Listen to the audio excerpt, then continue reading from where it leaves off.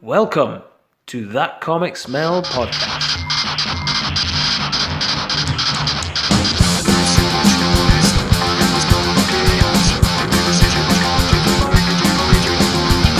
With your hosts, David Robertson, Fernando Pons, Giuseppe Labertino, Mike Sadakat, and Tom Stewart, with special guest Alan Lowson.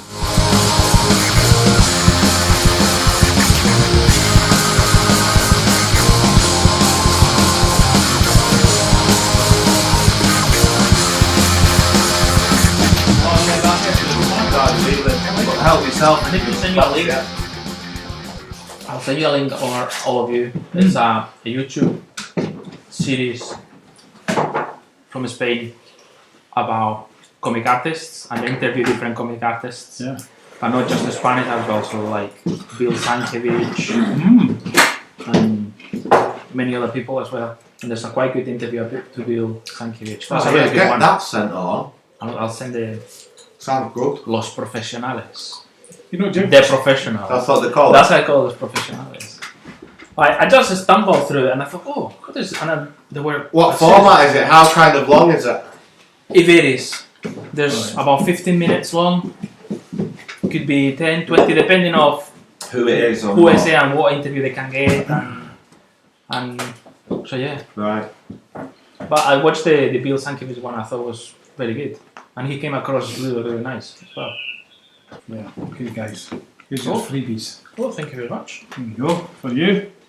Oh, this is the new Inkpot anthology comic. Oh.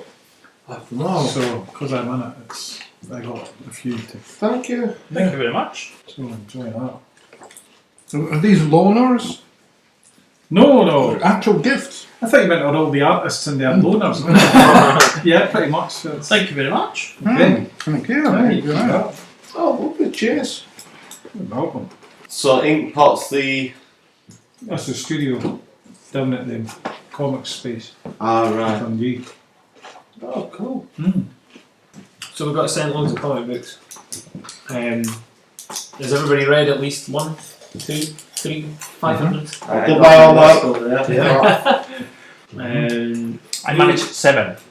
Nice 7. I think that's my total as well. Look at that. I was going to write mine down and then I thought, no, I'm going to end up getting confused. I would end up sitting looking at it and going, I wrote this for some reason, I don't know why. That's my plan. So I wrote down one by one. That's what I'm going to do. Because I thought, you know what, I'm going to get mixed What's up that here. say? So I I'd need to rather remember just- what I want. I'm just going to listen to you guys do them and then whatever's left over, I'll Right. I like your strategy. The way you get. so I can just chime in like, yeah, well done. I'll leave it out.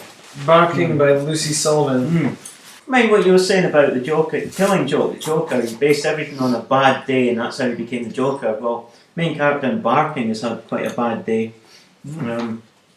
I think the wolf is mostly in her head, but then it appears out of nowhere. So at first it's like she's turned into the wolf, and then she's in a building, I don't know if it's a hospital or a police station, and the wolf is sitting there sort of like egging her on. And then I thought maybe it's of her late friend, because it had some inner meanings which I didn't quite get at first. Yeah, she jumps out onto the road. Parapet. Just froze. Well, I assumed the police were after her because she tried to jump off the bridge. I didn't know if there was any... It's mainly whatever's in her head that's speaking to her. Alright. So it's mainly the wolf itself that's kind of talking to her. Or the dog. The black dog. The black dog. There it is. Depression. Yeah. The bl- The black dog. So they're the black dog. Churchill's. What's the word I'm looking for? Churchill's. Anthropomorphic depression. Yeah, basically his Little manifestation of his depression is called the black dog. Ooh. Churchill. Oh, alright. Sorry, I'm very uncultured. I didn't realise that there was this well-known thing that the black dog was known as Churchill's. It's just depression. in He general. It's didn't the coin the black dog. term though. No, he didn't. No, No, he he just made it kind of more. I know an electronic band from the 90s called the Black Dog. They must have got their name from that. No, it's legends of the black dogs. They're centuries old. So is this Is this an examination of her mental state, or I think am it I, is. am I wondering if the wolf is real? No, the wolf's in her it's about head. her Yeah. state of mind. Yeah. The accompanying zines that go with it. The 1 in 4 zines that that Lucy actually sent to us actually has it on the front, mental health comics, Ah. and then her details at the bottom. But these are actually pretty nice, just on the level of they open out into like big poster size things. Well, So as like art pieces, it's kind of like they're more like big experimental art pieces Yeah. than they are like straight up comics, you know. Yeah. But it's the same with the book. The book seems more like a kind of experimental art piece than it does a more straight up comic book. I'm a big fan of the style. Yeah. I like that kind of scratchy nature. Mm-hmm. I've done a lot of pictures like that. Yeah. The wolf's got an interesting Fly design. from You hell, can't innit? tell Eddie Campbell. any sharp. Uh-huh. You can't tell any sharpness in him, so you don't know what his snout's like. You don't know what his claws are like. You kind of keep that hidden. Yeah. So this is, you know, I remember Dave McKean, the Cages comic. Yeah. That's a little bit like this. Yeah. Yeah. And the Although his was more panels sometimes. Right. Okay. Even Sienkiewicz and things like that. Sienkiewicz, Yeah. but in Sienkiewicz, I think experiments with so many different styles and techniques. It's, I mean, a lot of the comics that I read the past couple of nights, they're not the comics that I often seek out, but this one was, I was more interested in the relationship between the girl and the wolf, and why the wolf would want her to do certain things, or is the wolf actually part of her, and this is her more adventurous side, saying, if I manifestate all my, like, everything I haven't been brave enough to do into this wolf, is that a way of sort of changing things for the future? But I wasn't sure if she, you know, maybe there's room for you to guess as to what her past is. I did think it was maybe also a late friend of hers that she's trying to seek inner meaning for.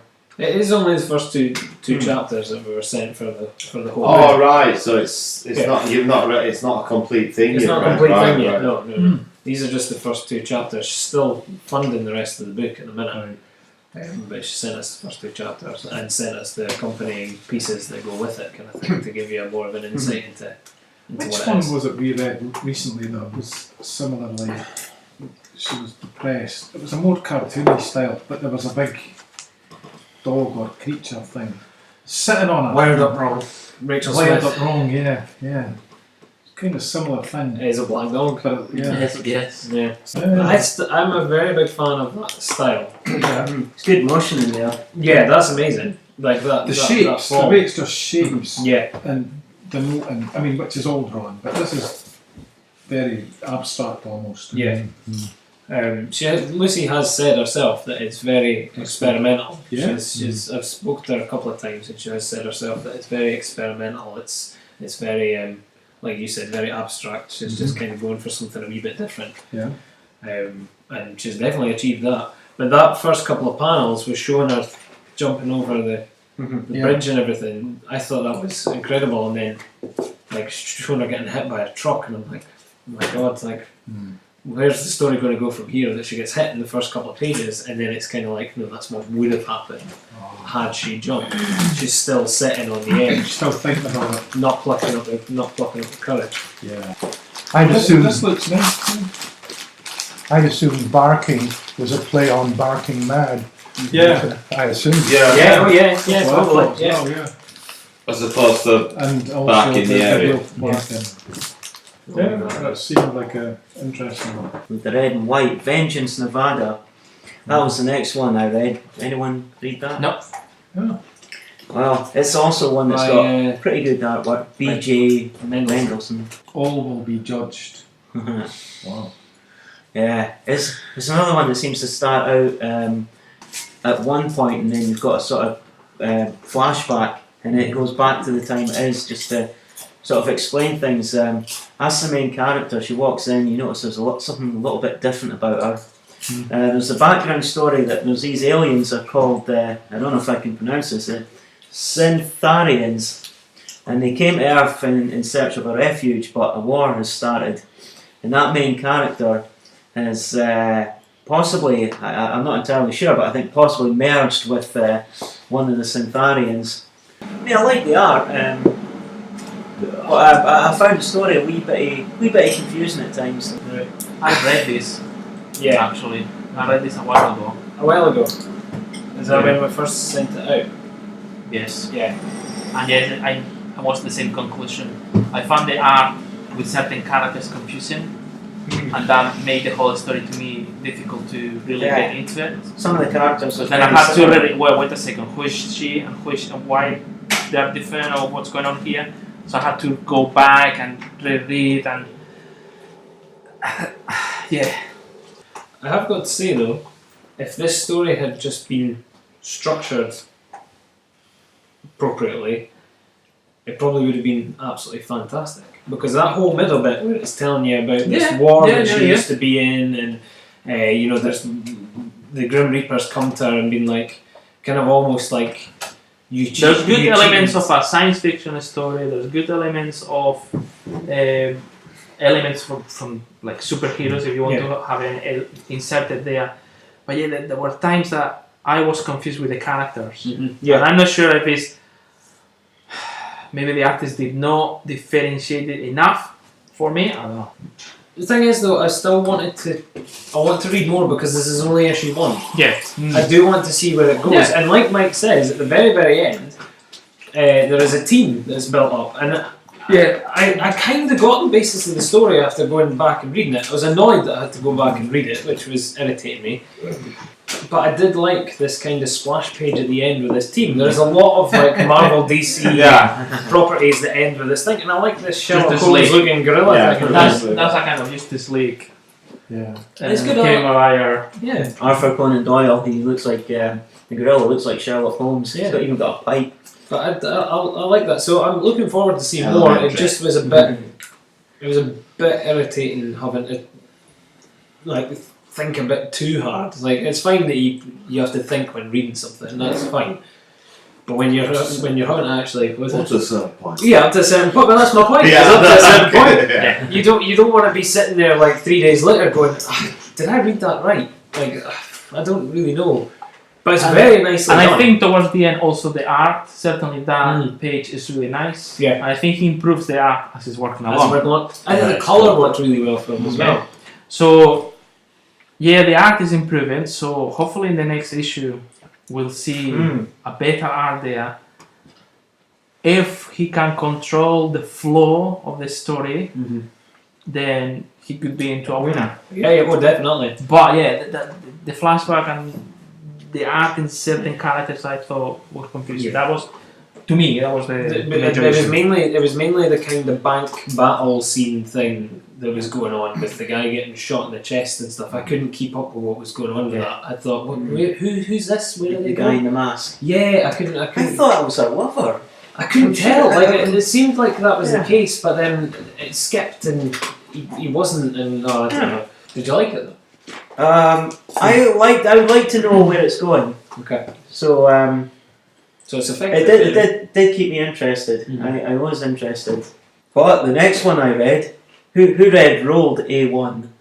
I did. That was brilliant. It was fantastic. I liked that a lot. Really, really good. Yeah, it's a much easier one to explain. So Roll A1 by Chris Baldy Yep. and published by Never Ever Press. Oh, it was good. It was Really good. the main characters is a young girl who you get the impression has moved around time and time again in her past, and she's moved to a school in an area. They were brilliant.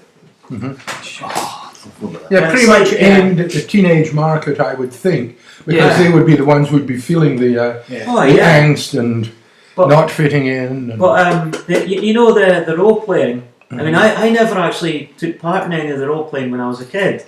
Go on, you can. You know. No, I never did. It was too expensive for me, simply because of that. I know Hero Quest. I wanted to get Hero Quest, but I never could afford it. It was like £19 at the time. So, but these kids, they're able to play all these games. So you see flashes between their then and now, and then in their fantasy realm.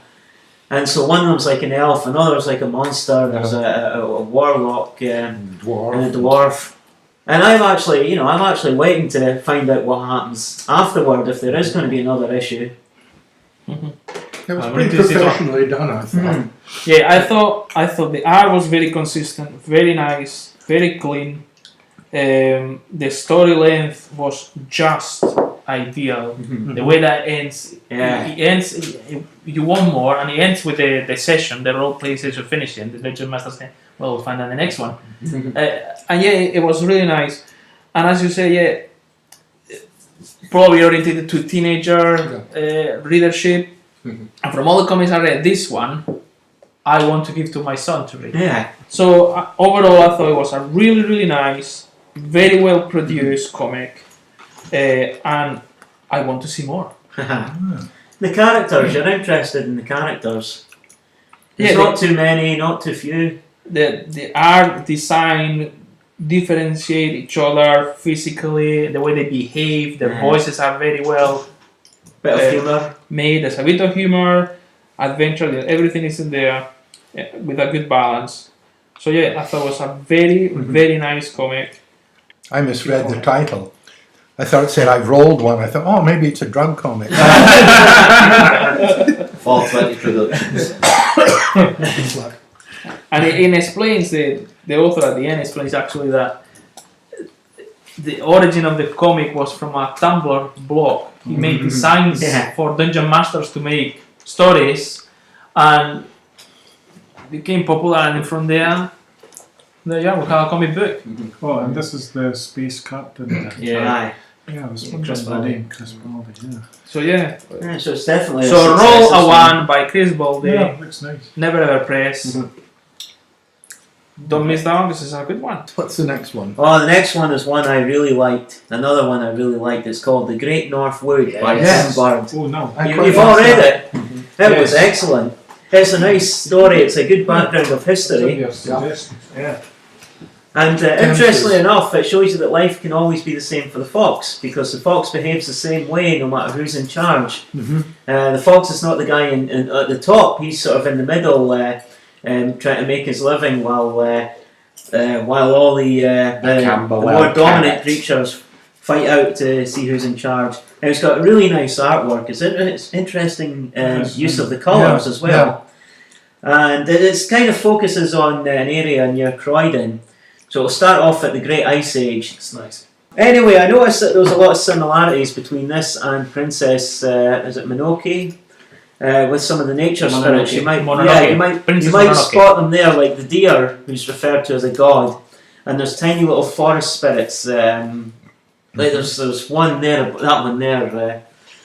You'll see sprites. Well, you see a few of them. Green men covered in foliage. And see the deer. You see more of them. Gods and goddesses. Irish elk, Yeah. If you go along there, you'll see little historical bits about. Say like real life characters, guys who are mugged, guys who are saved, highwaymen, hunters, kings, medieval villages. Gypsies. It's all really interesting. It actually has a bit for the future as well, which I'm not going to get accused of being a spoiler, so I won't say anything about the future. But it's definitely worth reading. An interesting use of colour. Never uses green for the leaves. It did such a good job of marrying actual historical fact and fantasy together. It's a bit like that Crumb one, where you have the whole series. Yes, I actually noted that. Yeah, it's like Crumb, the brief history of America or something. That's what I think it was called. All right. Okay. There's an actual page that made me think of that. He did some extra scenes too, added on to that Yes. a while afterwards, showing the future. Or the optimum future. Maybe it was that. It also reminded me of, remember that here? There's bits in this, remember here? Yes. One section, and it goes through different times. I saw that. There was a bit in this reminding me of that. Well, I enjoyed it. I thought maybe one day there's like potential to do that in other places as well. It was Good. It was really good. Psychogeography. I read it on I read it in the most perfect conditions ever. I was waiting on a customer coming back, so I had to wait in the park, and it was completely empty.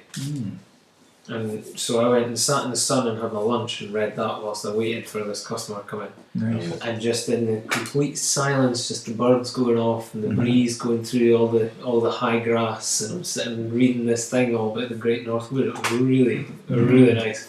Yeah, I like this bit about sometimes the uncanny shadows of absent oak trees falls on the old road. That was a nice image. This section, I started also to think of, the From Hell bit. They're going around London. The different There's all the landmarks. old stories and And there's the ideas future that are stuff still as there. well, projections in there. It's a similar type of See thing. the way he wrote the history, like the little bits at the top and stuff. It was almost like a poetry about it. The way it was written, it was really nice. It was written like it was just straight sentences, but you would put just one sentence, or you would put a big massive block if it just kind of fitted it. It made it flow like it was almost like a song or a limerick of some sort. Yeah. It was really nice. It was really lovely. I think that's a good. It was a quite quaint book. The kind of comics writing that's quite good is like that, isn't it? It's quite poetic. Because it doesn't have to tell you everything. Yeah. Some of the info's in the picture as well, so it can kind of shape a sentence to give you. Well, that's the thing. Some of the pictures are literally just pictures of this fox. Yeah. Standing in the same bit of wooded area, but you get that nice feel of stillness at that point, and it's not forcing the story forward. It's just taking its time. It's nice and easy. Yeah, it is. Yeah. It just shows you no matter what's going on, the fox still does what the fox does. He's not needed to change. It is an interesting kind of topic, isn't it? What does it mean? I guess it all means it means nothing, If everything that happens goes away, and then that's it. That's the thing. Yeah. I like that picture. Kind of encapsulated nicely at the end as yeah. well. Of like, Yes. you can go. It was like you can go through this and you can build on this and you can do that, but in the end, it's just all There we are. dust and air and trees. Yeah, it's plastic now. Like that. So I really like that one. Yeah, reminded me I of like Darrell that. Cunningham, but not Darrell Cunningham. Yeah, had a nice gentle Yeah. feel to it. Yeah. Yeah, good. That was a good one. The Time I Knew I Was Gay by Eleanor Cruz. Yeah. And it's the lady talking about her life coming out and how she felt as a child. First Holy Communion. Religious aspect always comes in, does it? Primary school now. I really enjoyed it, but I enjoyed it from the fact of like it was almost like I think it was drawn and written like snapshots of memory. Yeah. It was like you would get that like whole single sections of page and then a snapshot of what happened. It was almost like she was kind of making her way through her memory bank and going, okay, this is the next bit I can remember, and then she was kind of flicking a page and going, okay, I remember this bit. It's really amazing this how is the next bit here, I think. a lot of the cartoonists are giving up the panels, on a page. It's just it makes me feel like an alpha every time. And me. Because it's really going away from that, Yeah. That's old man. It'll comics. just come back. Well, sure. It's yeah. retro. Yeah, but as it I is think just it's now, fashion. you're getting a lot of these. You get an illustration. you get an everyone's illustration. just trying to be. Flashbacks disappear on the past. That's fashion. I enjoy I it. struggle to read some of the smaller writing though. Yeah. My computer didn't Okay. focus yeah. in on them. Yeah, variable text is Yeah. a strange one. Secondary school. Strange. I don't know, I really like that. Talking about feeling like an alpha. It's when it says secondary school. Yeah. 2010. 2010. You're like, okay. Oh no, that's going from summer 2005 right through Sure, to 10. yeah. Summer 2005 even. We went to secondary school last millennium. Yeah. Yeah. But I wonder how she do it because it looks like pencil, but it's reproduced very well. Maybe I'm sitting thinking about on that. the tablet choices. Scanning with pencils pencil. is a bloody. That'll be on the tablet. What? Because is it too faint? Does it end up being too faint? Yeah. It looks to me like it's actually done on the computer. Punched it up It's got on that Photoshop. the pencil mode on the computer. okay. That's what I think. Yeah, it could be. And the text could be like her own text that's been put on a font. Yeah, I don't know, I really enjoyed it. you got into it. Yeah, but then I said that to you, that, like, I really enjoyed it, but I don't think it would be for everybody. You did say that. I don't know if it's for everyone. Yeah. I've only got so much time, so I'll just read another 3. I thought he's wavering on that one, so I'm not going for it. No. I But it really looks liked like it's involving, like, you know. There was a thing about her, like her outfit in black as well at the Uh-huh. start. She said like she had a big relationship with the colour black. She's got in hair her dyed outfit. black as well. But like in the middle of the book, like from that moment Mm-hmm. in the middle, it kind of, she doesn't wear a lot of black, and there's loads of different outfits and stuff. And then as soon as she kind of gets a bit more familiar with herself, it's like her identity kind of comes back, and she gets more black outfits and whatnot again. Okay. And she starts embracing the whole thing with like Willow and everything and all this kind of Mhm. jazz. So it just kind of, it's like she started off one way, tried to be something else, and then kind of came right back around to what she knew originally. Right. No, that's what I took from it anyway. Good. Well, there's one more I read, and I used the word read in a week, so there's no text in this one.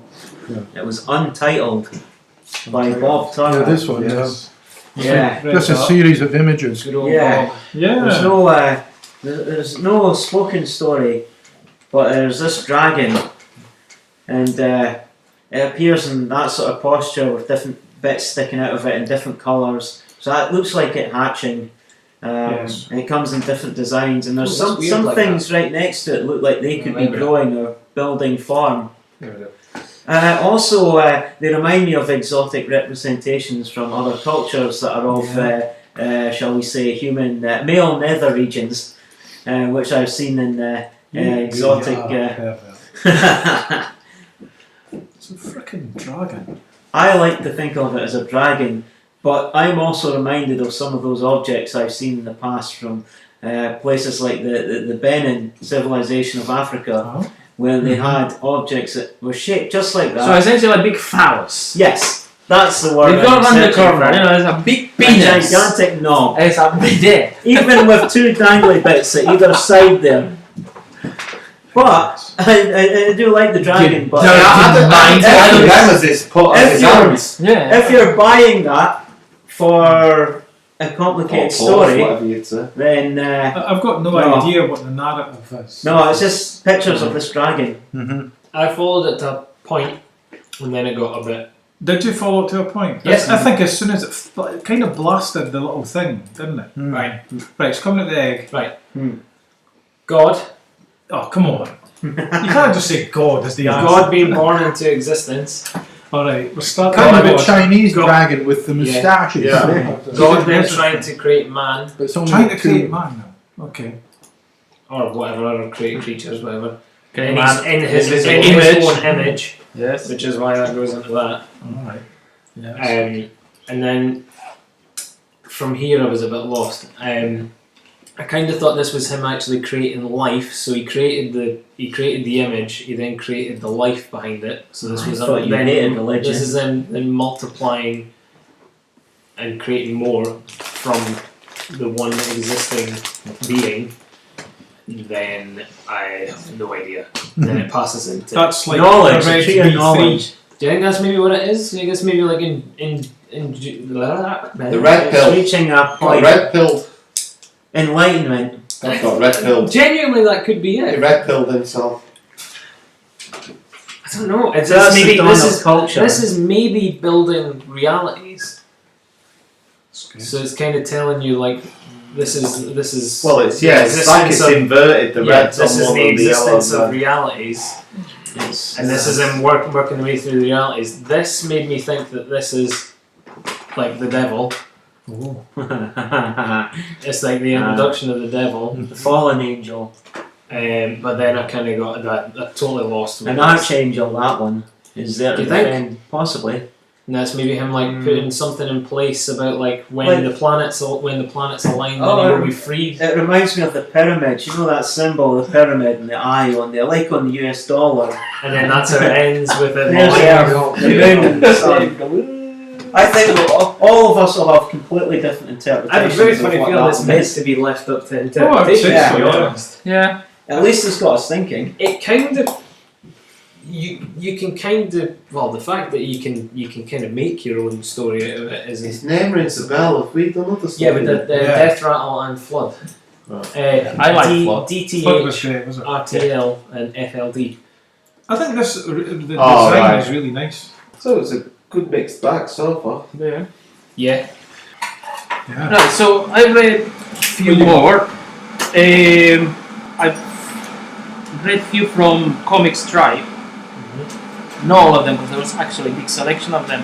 So I did a quick browse on the different titles, and I decided I'm gonna pick up maybe 4 or 5 of them and give it a go and see how it goes. So I think in general terms they are more mainstream in style. Okay. Meaning what? Some of them are superheroes, some of them are Like comic thriller, books. some of them are, maybe science fiction. Right. So closer to that sort of idea. Images. Image, Marvel, DC, Right. to a point, some of them. Uh-huh. So yeah, from that point of view, they are more mainstream from that point of view. There's a mixed bag, what I got. I'll start with Epic. Epic is a series by Tyler James, Matt Solman, and Fico Ossio. And essentially it tells the story of a young teenager superhero. I thought it was a good modern tale of what the superhero comics used to be decades ago. So more from an up-to-date point of view nowadays. His weakness, which is quite funny, is he loses his powers as soon as he sees a girl that he feels attracted to. So obviously there is always little bits and pieces of humor that appear. Very solid art. Sometimes I feel it's too overcharged with too much detail or trying to cram too much on the page. But generally, Like that. No. generally very very elaborate. Work, isn't it? There's a lot of work and very elaborate there. So yeah, I thought it has the typical things of the superhero comic. There'll be a super body. There's why he has the superpowers. It's displaying that as well. There's a friend that is with him and helps him to kind of a sidekick as well. So yeah, I thought as a good superhero basic, but it reminds me of things from the past, from what Spider-Man used to be. I thought, very professional, American, I think. and really, there's a lot of work there in the app, certainly. On that one. Looks nice. Looks really nice. Another one from ComixTribe that I read was Exit Generation. And Exit Generation is a science fiction story this time, instead of superheroes. So here we are. That's by Sam Reid and Caio Oliveira. And essentially, we are in the future. It's a dystopian future where the population of Earth has had to leave the planet. That was the plan. Because it was overpopulated. So it says in the story, we go to the next pages, that it's about it's overpopulated, and about 90-95% of the population leaves the planet. But something goes wrong. There's a problem with the spaceships that they're using.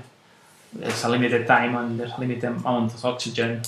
So the remaining 5% population is left in Earth. And then we go forward in time and we see the next generation and that 5% of population that they live in Earth now, in a planet that is nearly empty, so they have lots of resources, lots of things that they can do and enjoy. And the story is this boy here, he's the son of one of the guys who went on the spaceship. Art, very solid. The color palette uses more secondary colors than the main ones, the primary ones. And the tale is quite good of the science fiction as it goes along. Although once you pass the first episode 2, it kind of gets very generic. Right. You know what is going now. You kind Soap of see. opera. Yeah. But the beginning, all this area, all these pages, I found it actually quite good. I really like that part. Yeah. And suddenly there is an alien invasion, and these aliens want food. And the food is us. Yeah. They want to eat the humans. So yeah, there's a few things I thought, oh, that's reminiscent to V. Yeah. The TV series from the 80s. Yeah, they're like lizard people. You know, yeah, we're friends. Oh, and all that stuff. We want to eat you. Is one of them like Robert Englund? Maybe a little bit less. There is an alien that is good, and he's vegetarian. Well. Fucking typical Oh, box. He's vegetarian and he's really big and strong because his vegetarian has become like that. He doesn't eat meat. He becomes really big and strong. Oh well. Yeah, we do. So yeah, so there you are. That's I'm in, Nando. I'm in. Exit Generation. Well, So yeah, it's yeah. okay. Yeah, it's okay. I mean, you meet all the characters as well. So Who does the cover? So they two meet together and they meet him and the girl as well, and then they say, well, we're gonna be the crew, we're gonna solve this matter and Right. kick this invasion away. Then I've read Chum, Surf Noir for Mature Readers. This is by Sammy Kivela and Ryan K. Lindsay. And from the beginning of the tale, Good start. you know it's not gonna end up well. It's essentially a pulp story, but it's in a kind of beach holiday sort of resort. They all look really well polished. There's few characters there. There's the police detective that is fed up of everything. There's the red hair girl who she's the femme fatale of the story. Gingers get a bad rep, don't they? Well, this one doesn't do any good. So yeah, there is different love interests, and in the end, the red girl is just playing with everyone, trying to, and they're down for the money. There's money in the middle as well. They want to catch. There's bar fights. There's revenge. There's murder. I think the whole story. I didn't like really the detective guy. I thought it's very simple, really. You know what's going to happen, really. Is that a wig? No, that's his hair. Alright. But the most interesting characters are the red hair girl and then her. That's the two more interesting characters, and you would. That's developed quite well, and it's really the whole story. But you would like to see more about her.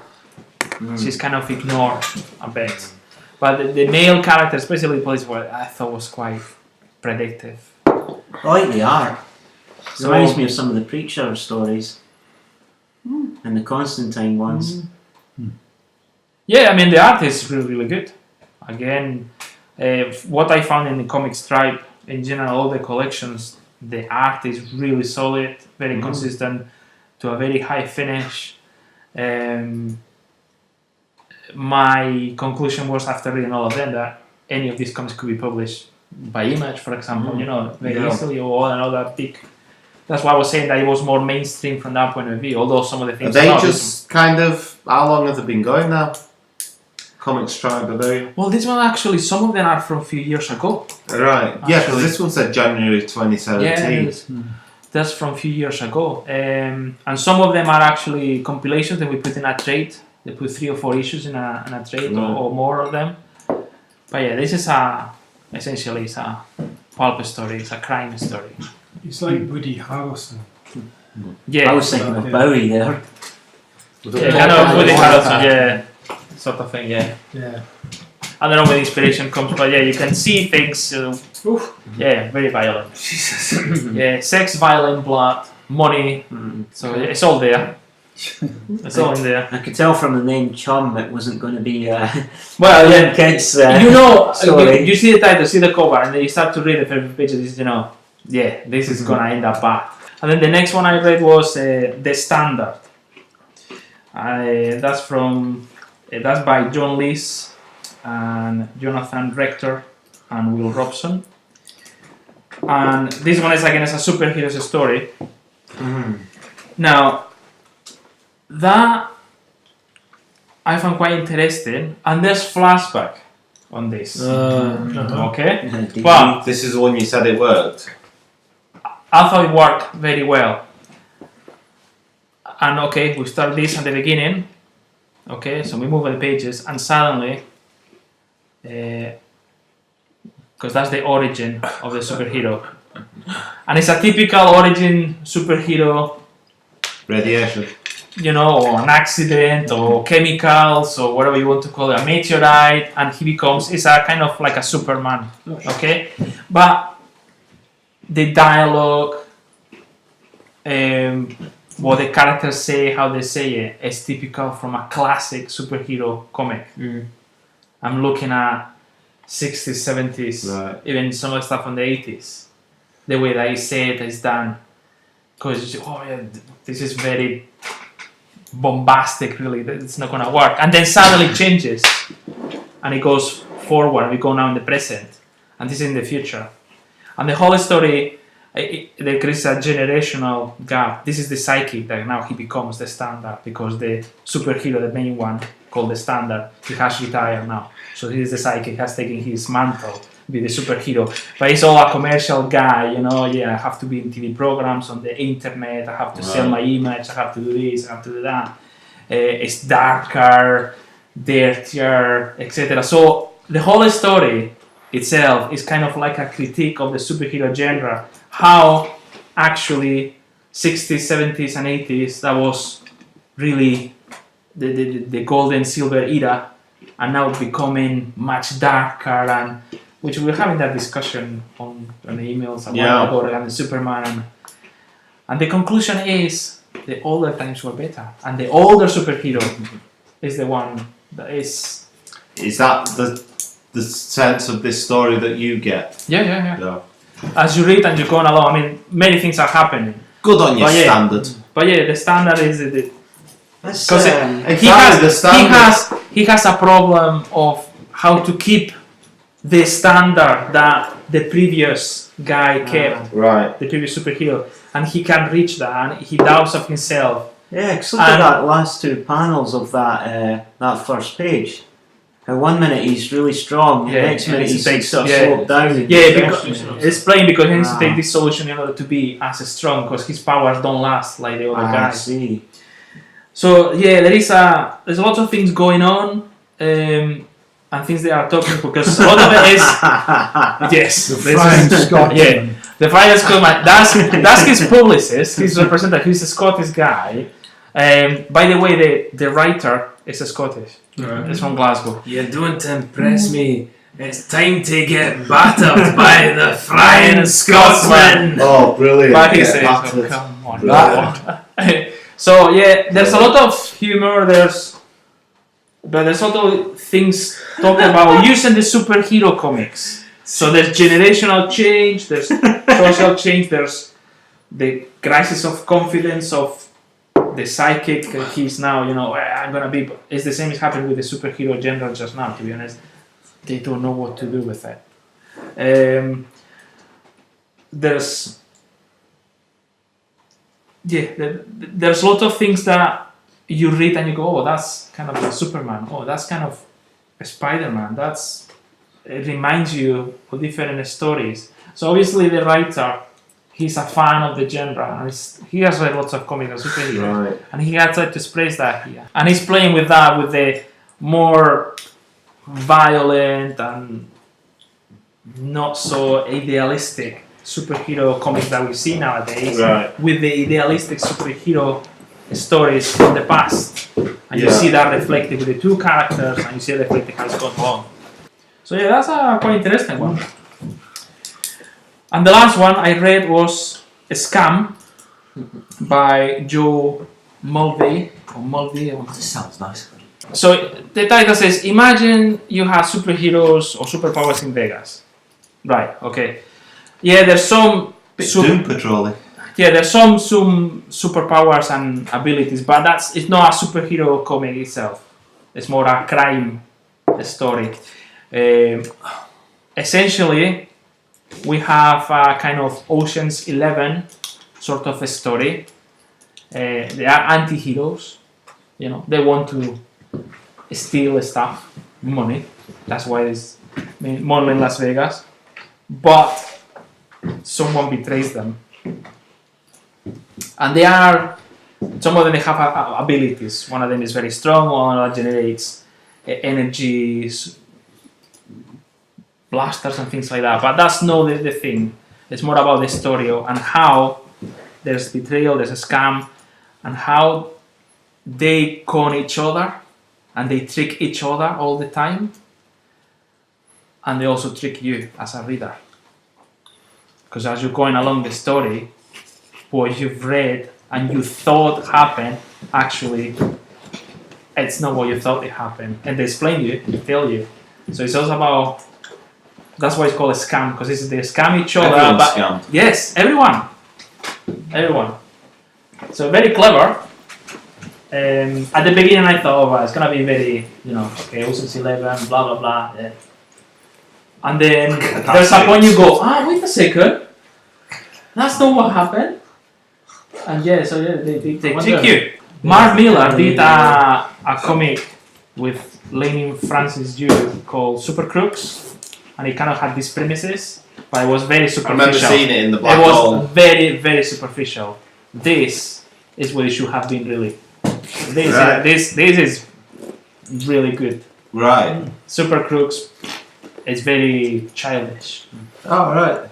Actually, although you cannot give it to your child to read. It's quite an endorsement, isn't it? Whereas this one, there's a lot more in it, and although at the beginning you think, oh yeah, but actually, there is a something to keep you. Yeah. It's good. It's good. Again, very solid art, very good. Again, all of the ComixTribe I've seen is very good. So yeah. That's brutal. Yeah, it's very brutal. That's inside his body. He's just drilled a hole. And that's through a leg, through his knee with a drill. Because he's torturing him because he wants information. It's a scam. You recommend scam? Yeah, I did enjoy that, and the stand-up as well. I did enjoy that. They both look good to me. I like the artwork for them.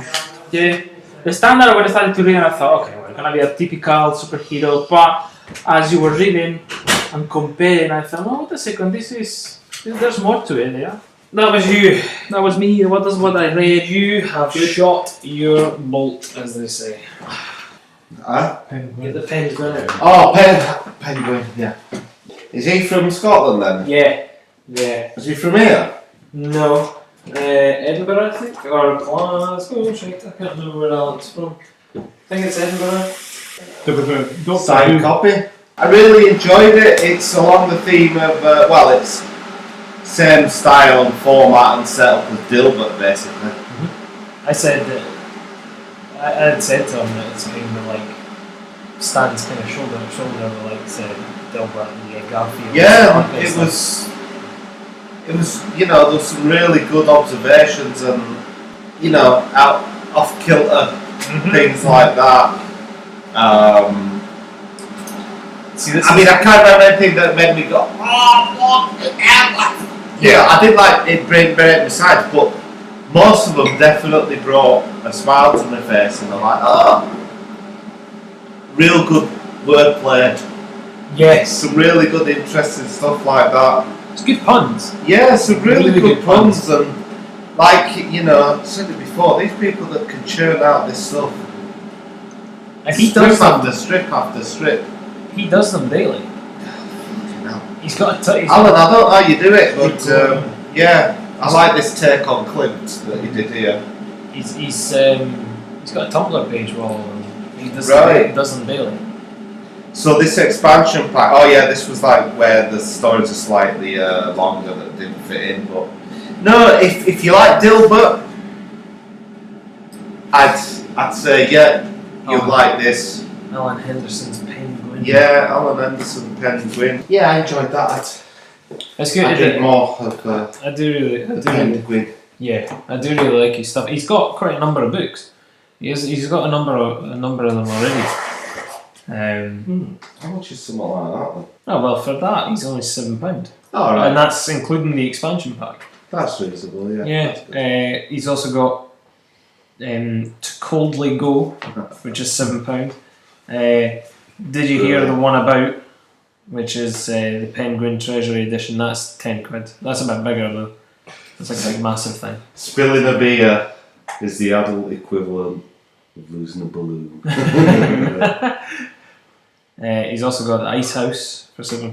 The Sunday Postings is £2.50, so that's a kind of smaller one. I think that's kind of like the expansion pack, with just Yeah, there's some good stuff in there. Yeah, but yeah, so he's got a couple. He's got a couple more. Surprised. That's Penguin the Big Cartel. If you're ever wanting to.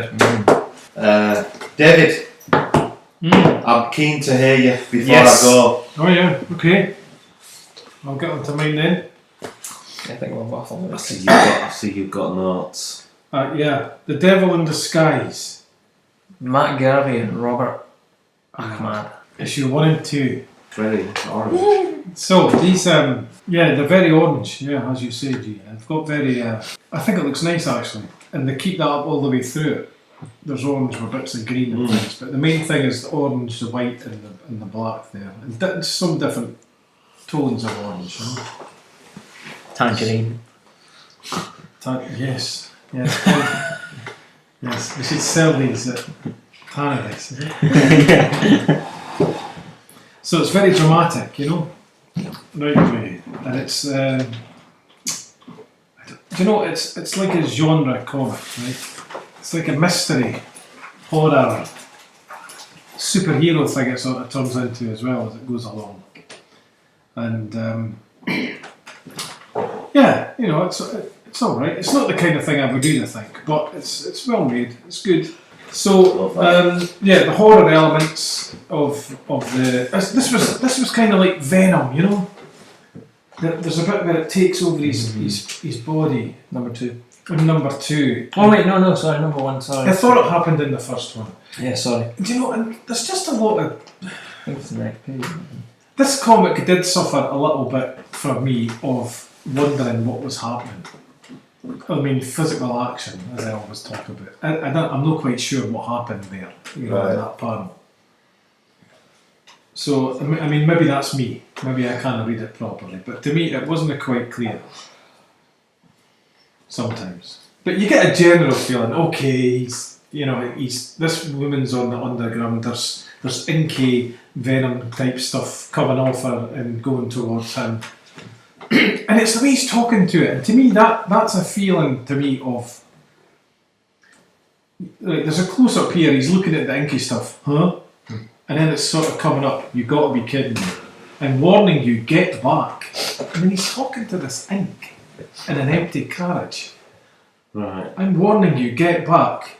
Okay, you asked for it. I mean, it's fine, it reads fine, you know, but it's just like I guess my take is shut up, you know.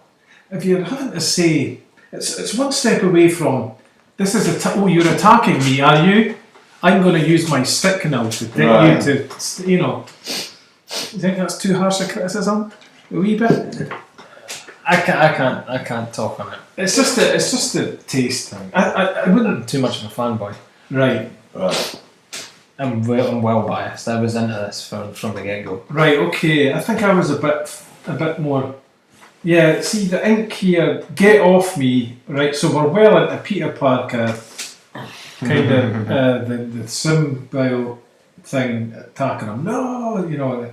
And then it was all getting. To me, it was getting a bit. You know, Rosemary's Baby. The sort I've not watched it, but I need the to watch that. The child. Robert Polanski film. Yeah. I need So to I watch thought we're getting a bit into that now, and she was like carrying the magical evil child kind of thing, you know. That's been done in Constantine as well. Yeah. So here it is again in this. But I mean, I think it is effective, and I think it does look nice again. So Devil in Disguise. We'll read more of that. Is it a 4 issue or is it? I think it's meant to be 4. He's in the midst of doing 3. Cool. All right, good. Yeah. I look forward to It's seeing in, Robert Garvey's done the script. Robert's in the midst of drawing. Right. The next one that I read was Crushing. Kirsten Haas Curtis. And this has, actually it's got that kind of, what do you call it? That kind of rhizome print, is it? Yeah. So this art of this one appealed to me right away. And it had the rhizome print. Actually it's quite funny because there's got a tiny little detail on the page which is pink and everything else is black and white. It's almost like a highlighter. And it's so, it's so risky, isn't it? Because it's such a little detail that's pink, and then it's kind of just missed it. It's kind of slightly off register. It's like some of your old comics when you get a biro or a marker pen and you just like scribble it, but you don't quite get the whole item. Like some of David's coloured in magnetos. They were good. They were. So that kind of endeared me to it again. I liked the way they're sitting talking and the speech bubbles are just nothing. They're just empty. I like that. It doesn't matter what they're saying. They're just talking. I'm suddenly, as you're going through this, taking something from it that I never heard before. As we're going through it. Yeah. Good. Yeah. All right. Well, do you want to say that now, or do you want to? No, I'll save it. But Okay. I fucking love this. I do like the way there's. It's like a thought has been went into. I'm going to put some pink on every page. Mm-hmm. And it's in different places. It's in the eyes. It's the egg. It's the stuff coming off the egg. It's the smudge. So it's a brave decision to always not have the text explaining it to you and rely on pictures like that. Then you'll get it. I must say, I like this comic. This is just my interpretation This of the is story. it's like a metaphor. This was this is just my interpretation. It probably is not this at all, but this was my second taken after my second read-throughs we were going through there. Yeah. Was that it was all about, in my interpretation of it, was about either vegetarian or veganism. Okay, well we'll go to the good comics reader now. Yeah. Now this one had, this is like an anthology thing. Good comics, good zines. So this first one was good. Rosie. Rosie Hathaway, isn't it? You can recognise her. Where's the anthology based? Oh, this is down in London, isn't it? Okay. Yeah, this is like Paddy Johnson and all those guys. Good comics. All those people. Yeah. Good comics. Good comics make good comics of what it is. Stir Fry and... Oh, I've heard of Stir Fry. Yeah, we covered it. And Elizabeth Querstrit's New York. And yeah, that was a good one, that. Yeah. So this first one is about somebody deciding that they'll turn into a fox in order to be free from society. Fed up of life. So Yes. Just like the fox in the Great North Wood. Yeah. Yeah, and I made a note of that. Another fox. Mm-hmm. And it's funny how these connections. And this is a London one as and well. it's a totally different comic, so there's no connection. But and then Paddy's thing about. I kind of like Paddy's artwork. I do. It's got no pretensions about it, It's just like, right, I need to draw this, and he draws it. Do you know what I mean by that? Mm-hmm. It's like, I don't know. It's not a very good explanation, but he's like, right, I need a car, so there's a car, and then it's just like it looks like he's just gone like that. Yeah. But the story comes across as very honest and quite engaging. I don't. You would have read this. Yep. Have you read all of this? Yeah. So there's like, what was it? 3. It's kind of just a journey split up into diary-like strips. Yeah. 21. Is it 21 panels a page? So he's packing in loads. So it's like reading a text story almost. Mm-hmm. But he does go backwards and forwards with he cuts to the phone there. He found your blog. I've got your bag, and he's thinking, oh, is it a murderer? No, I don't think it's a murderer. It's just somebody who's going to give him the bag back. And then they go and meet this guy way out in the middle of nowhere, get the bag back, and it's just quite a wee story about somebody being nice to them. Good ending. Steve's kindness is something I now think about every day. Be like Steve. It's pretty nice, isn't it? So I quite like that one.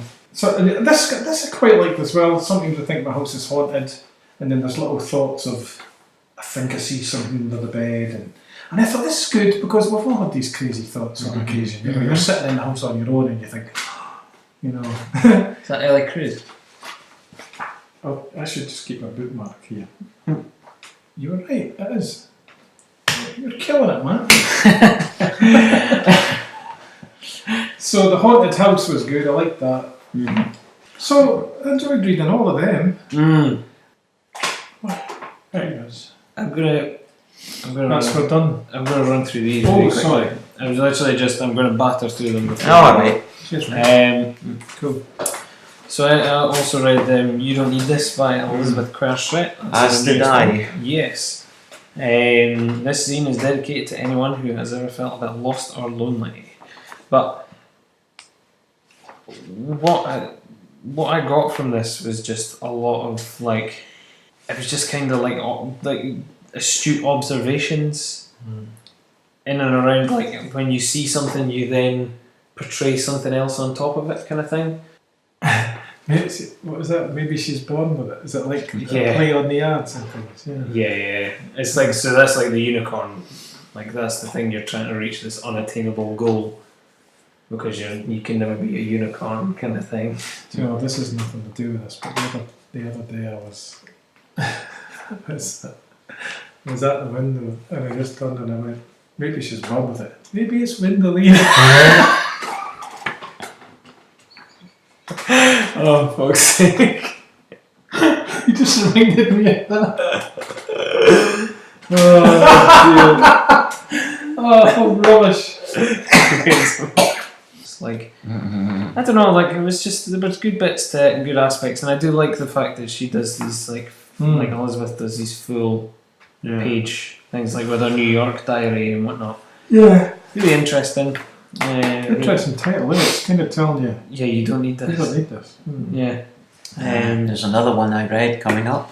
Yeah, Fit for Nothing. The story of a dead man's search for work. Sarah Cochran and Joe Kelly. That was the I Quit Comics.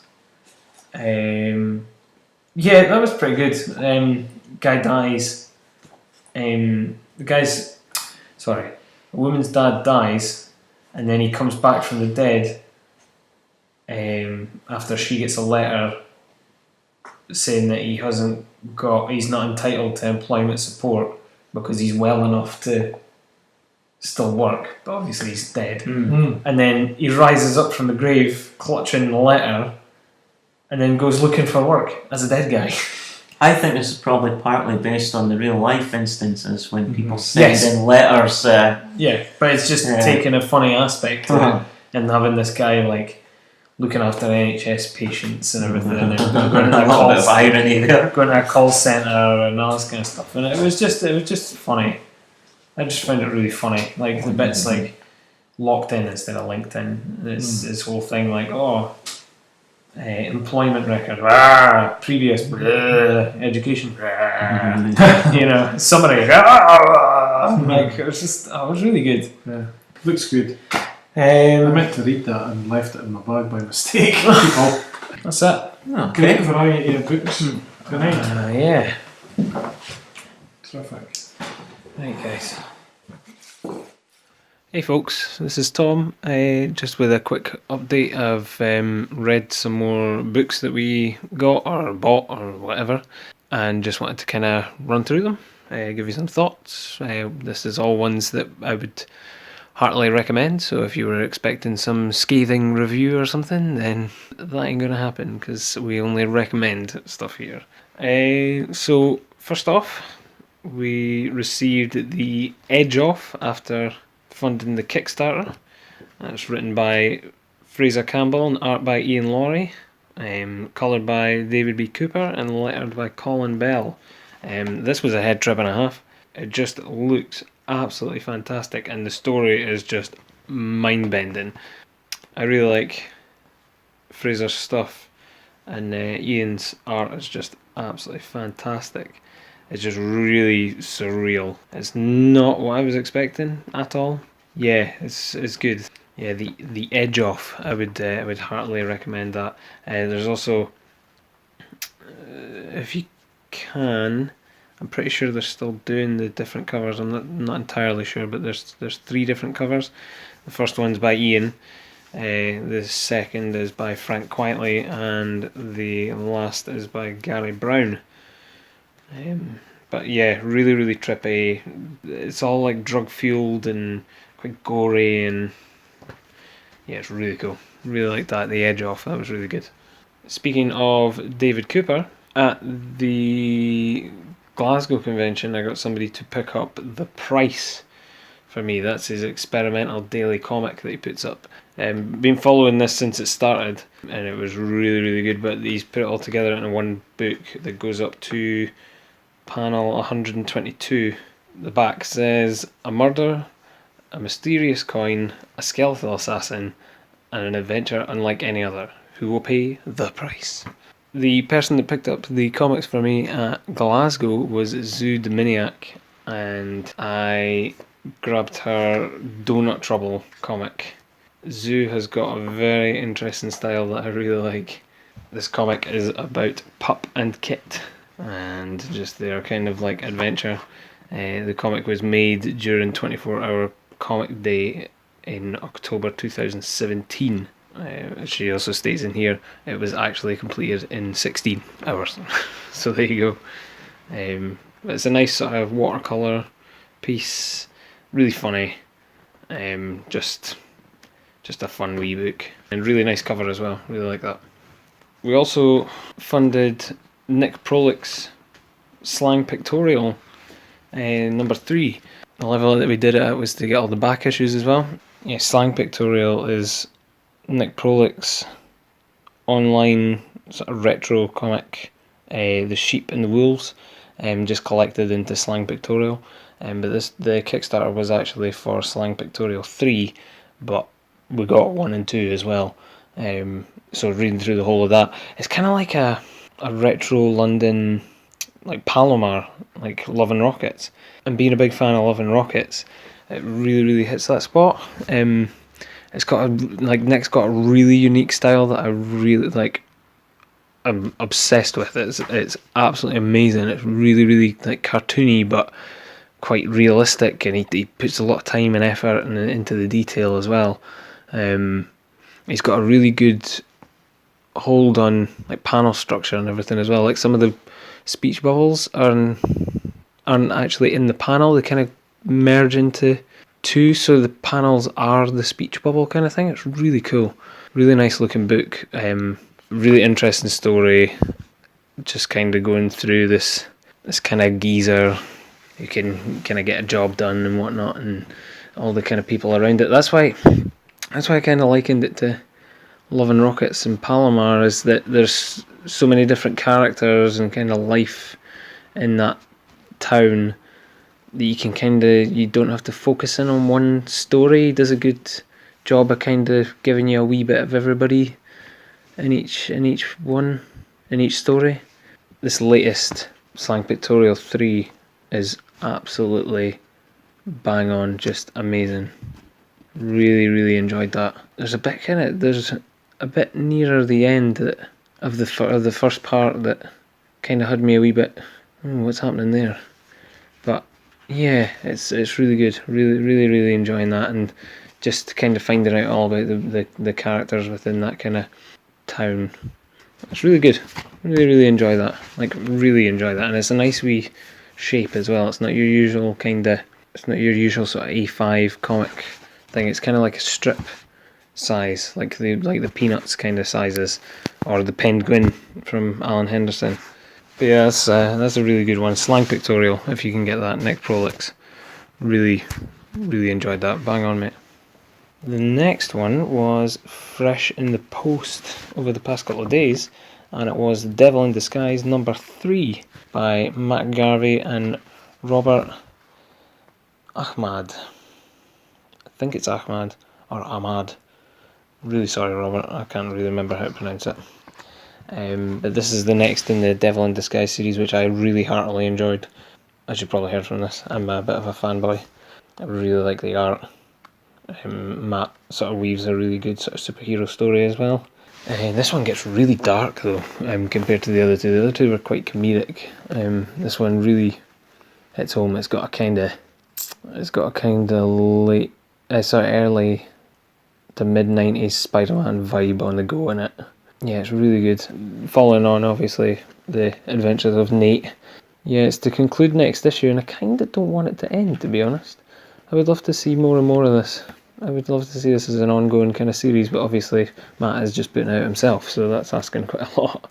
There's a good wee bit at the start, though, where he has got a couple of pages in with a bit of a story, like a really big thing happening at the start, and then he said, basically, find out the rest of this story in the next comic coming out, which should be soon. Beat number 1. Cheeky Mr. Garvey, you've sold me for beat number 1, but wasn't expecting that. That was it was good. It was really enjoyable though, really enjoyable. I'm really enjoying this series. It's lovely. I really like that, the orange and black and white. Yeah, a bit different. Love it. Sorry, I'm totally smashing through these, by the way. Just wanted to keep this as brief as possible after the podcast is done, obviously. Also ordered from Good Comics, Samuel C. Williams' Daddy Day. This was really nice. Now, I like Samuel's art. He tells sort of very sort of quaint, quintessential stories, and this is just kind of him and his kids, and a lot to do with his kids, and how he kind of handles it day to day, and the wee things that they say. But it's really nice. I really like it. There's just sort of wee quaint stories in between, some of them coloured, some of them sort of not black and white, but like green and black and white kind of thing. And there's like wee sketches and stuff as well, and just something really simple and easy. Yeah, just kind of taking you through him as a single dad, and it's nice. Really enjoyed it. And that's in that kind of strip style as well, looking like Peanuts. Very much the same. Actually, I think about the same size as Slang Pictorial, but it's really lovely, really nice book to have on your shelf as well. Good Comics do some amazing stuff. Also have the Awesome Comics Anthology Issue 2. Now, this came in actually a wee while ago, but I'm only just getting around to speaking about it now. Continuing on the 3 stories by the gentleman behind the Awesome Comics podcast. So there is Murder Road by Vince Hunt and Daniel Marchant. There's Cockney Kung Fu by Tony Esmond and Nick Prolix, and Viper by Dan Butcher, just by Dan Butcher. Dan does Vanguard, so he's well versed in doing writing and art himself. It's Vanguard's a good one to check out. Just quickly, you can get Vince Jester Diablo, Daniel Marchant at Daniel Marchant, Tony Esmond at EZOHYEZ,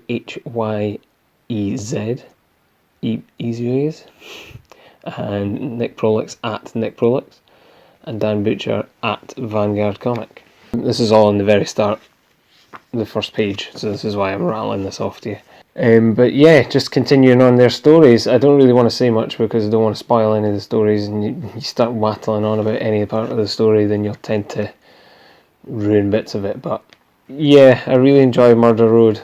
That's a kind of, I don't know, like a slasher film with a Stephen King twist with a, I don't know, it's brutal in places, and a lot to do with like the old sort of racing, like Death Proof kind of thing on the go.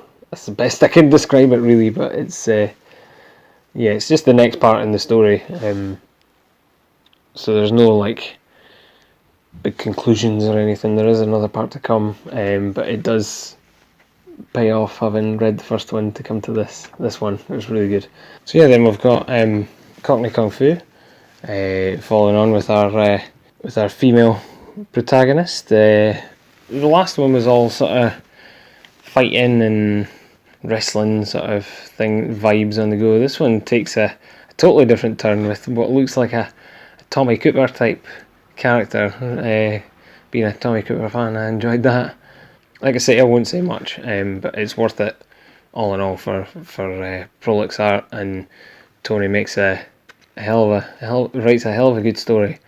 definitely. It's fun. I love this whole sort of Cockney vibe, retro feel sort of thing, and it obviously fits very well with Prolix art, but yeah, this one takes a wee kind of turn as well I wasn't expecting, so yeah, brilliant.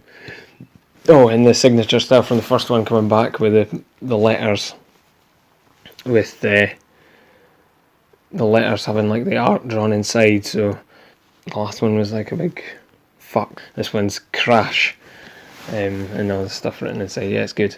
And lastly, Viper, just bringing macho A game to this. This is fun. I like this. It's just a fun wee romp.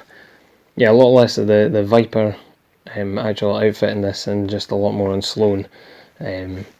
Just a bit of a cheeky chappy to say the least, but there's a good bit I pointed out before to Dan that was fun. It's like a wee Blues Brothers reference in there. Really enjoyed them. The Awesome Comics guys put out a good kind of anthology with their stories in it. It's well worth picking up. It's even more worth picking up because they're so cheap. It's only £1 for the digital, and like £3 or something for or £3.50. I think it's £3 for the physical, which is what I went for. Back to Cognition by Ken Reynolds and Sam Bentley. This was an absolute smasher. I loved it. I'm a big fan of Cognition anyway. Cognition being, I'll read you the starting bit from the start of Cognition, just to give you more of an idea of what it is. Cognition is a story about a steam-powered automaton with a human soul and a demonically possessed mouse.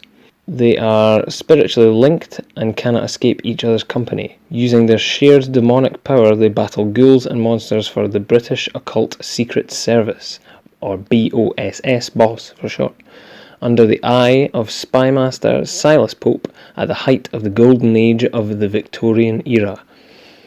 Absolutely fantastic. Love it. The art is amazing. It's got a kind of Sandman-y, Saga Swamp Thing kind of vibe on the go with it, I would say. A wee bit more kind of adventure-y in between. A lot less kind of horror filled, but there is some fucking brutal demonic shit going on in there as well that looks incredible. Ken absolutely smashes it with the story. Keeps it on the straight and narrow. Doesn't deviate too much at all. It's a really solid story, and that art is out of this world. Absolutely out of this world. Just fantastic. So there is 5 issues total. I'm not sure if it's up to buy or not. I know that the first 3 are up on Comic House, so it's definitely well worth a read. Cognition is absolutely fantastic. Bang, like amazing, bang to rights. It's definitely worth checking out, 100%. We're also very kindly given the preview to Little Heroes Comics number 2. And Little Heroes Comics kits they've been distributing comic making kits to children through hospitals and healthcare organisations across the UK. The UK based charity that creates and distributes comic making kits. The charity started in March 2017 when its founder Aaron Rackley wanted to give back to the hospital that helped him during his own time battling cancer in late 2013. He set up a Just Giving account and set a target of £1,000 with a plan to create 100 comic making kits. The support and feedback from not just the medical field but also the comic book community was so great that Aaron decided to form the charity officially and set out to find funding to create more. Basically, they do these anthologies that are set with like a theme, and then all the proceeds from the anthologies then go towards the charity. So the newest one, volume 2 of the anthology, is the theme family. It's really fun, really fun. It's very sort of family friendly work. Really interesting though. All these different styles and everything from all these different creators. I'll give you a wee glimpse. I mean, we've got Rob Barnes in there, Dwight and Rebecca McPherson, Tom Roberts, Claire Spiller, Stu Perrins, Tom Curry. That's some of the people. Oh, and Lorenzo Etherington.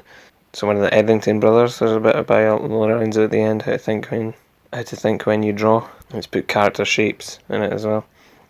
But yeah, they're all sort of like family stories. Really good, really fun. Have a look out for that. The Kickstarter came and was funded not that long ago, did really well.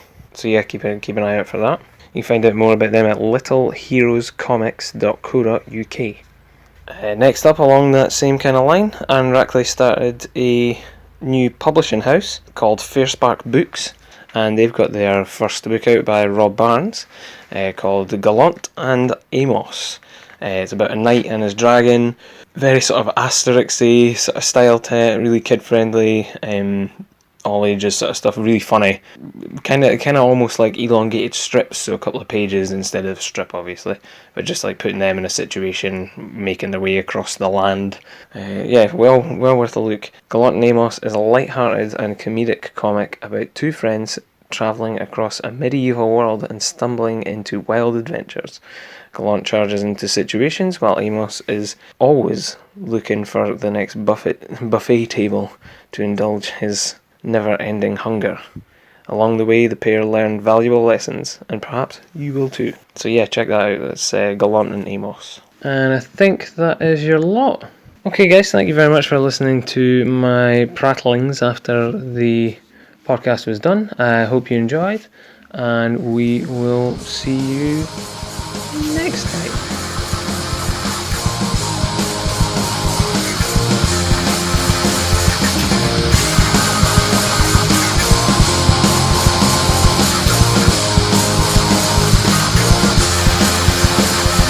To send us any comments or questions, or just to say hello, you can reach us by email at thatcomicsmell@gmail.com. We're also available on Instagram and Twitter at thatcomicsmell. Share the podcast with your friends and followers. We're available on YouTube, SoundCloud and iTunes. And don't forget to rate, review and subscribe. Thanks for listening. Our music is by Chart Smasher, aka John Adam. You can find John on Twitter at JohnEdam, and you can buy the track Dial Up on Bandcamp.